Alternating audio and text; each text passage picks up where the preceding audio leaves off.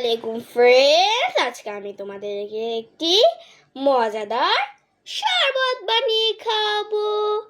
তো সেইটা দেখার জন্য আপনারা প্রথমে লাইক এবং সাবস্ক্রাইব করে দেন। তো সেই শরবতটা হয়েছে ট্যাঙের শরবত। তো প্রথমে আমি পানি দিয়ে দেব পরিমাণ মতো।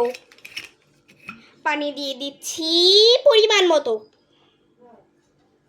এই যে পানি দিচ্ছি, এবার আমি পিস পিস পিস পানি দেওয়া শেষ। এবার আমি দিব হয়েছে ট্যাং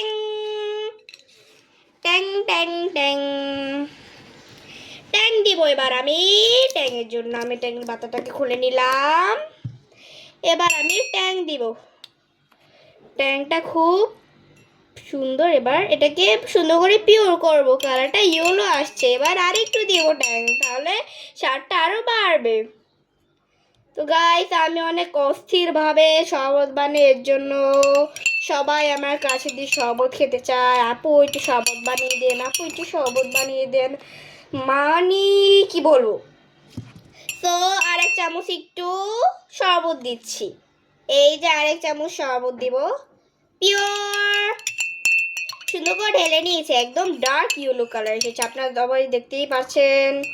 এবার আমি চিনি দিব, চিনিটাকে পিওর করব। এবার আমি এই যে চিনি বাটাটাকে খুলে নিলাম।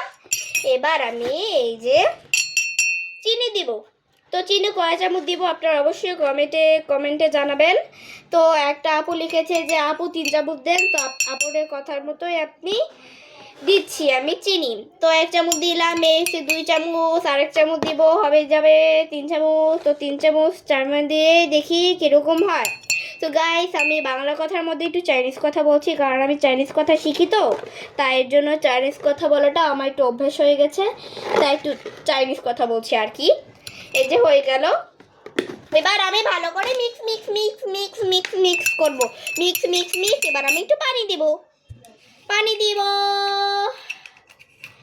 এই যে এবার আমি পানিটাকে পিওর করব। Pure pure pure pure pure pure pure pure pure pure pure pure pure pure pure pure pure pure pure হয়ে গিয়েছে। এবার আমি ভালো করে মিক্স মিক্স মিক্স মিক্স করব।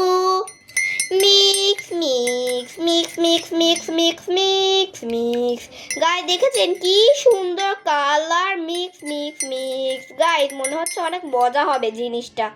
তো এই যে হয়ে গেছে সুন্দর করে গোলানো। এবার আমি টেস্ট করে দেখব। চলেন, এই যে এখন আমি টেস্ট করব।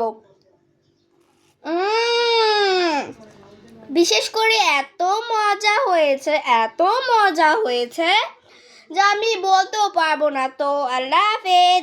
যারা আমার হাতের এই শরবতটা খাবেন তারা অবশ্যই কমেন্টে বলে দেন। টাটা, আল্লাহ হাফেজ।